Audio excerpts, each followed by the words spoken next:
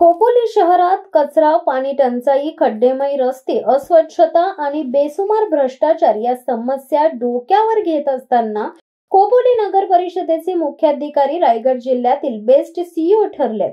पुरस्कार मिळाला, पण तो नेमका कोणत्या कामगारासाठी दिला गेला आणि पुरस्काराच्या निकषात शहरातील वास्तव परिस्थिती कशी मोजली गेली याबाबत नागरिकांमध्ये प्रश्नचिन्ह निर्माण झालेत। नागरिकांचे म्हणणे आहे की पुरस्कार मिळाला, अभिनंदनही झाले, पण शहरातील समस्यांचा डोंगर मात्र तसाच आहे। त्यामुळे पुरस्कार घेऊन फोटो काढण्यापेक्षा खोपोलीकरांच्या अपेक्षा पूर्ण कराव्यात अशी मागणी केली जात आहे।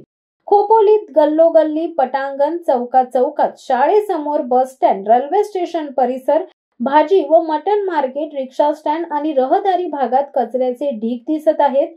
लाखो कोट्यावधी रुपयांचा स्वच्छता खर्च केला जात असतानाही शहराची स्थिती जशीच्या तशीच आहे।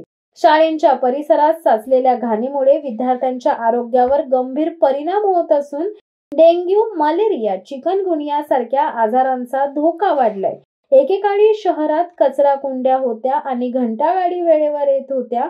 आता डस्टबिन हटवल्या गेल्या असून घंटागाडी वेळेवर येत नाहीयेत।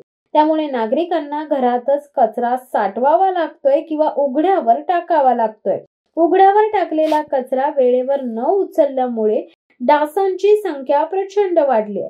परिणामी संसर्गजन्य रोगांचा धोका वाढत चाललाय। स्वच्छतेवर कडक देखरेख ठेवावी, प्रत्येक वॉर्ड मधील कचरा कुंड्या पुन्हा बसवाव्यात, घंटागाडी वेळेवर चालवावी, डेंग्यू, मलेरियावर नियंत्रणासाठी मच्छरदाणी व हेल्थ कार्ड मोफत उपलब्ध करून द्यावे। मुख्याधिकाऱ्यांनी शहराचा दौरा करून समस्यांचा आढावा घ्यावा अशी मागणी नागरिकांनी केली आहे। शिवसत्ता टाइम्ससाठी खलील सुर्वे, खोपोली। दे धडक बेधडक वृत्त देणाऱ्या आपल्या शिवसत्ता टाइम्स न्यूज चॅनलला लाल बटन दाबून सबस्क्राईब करा आणि बेल आयकॉनला क्लिक करायला विसरू नका।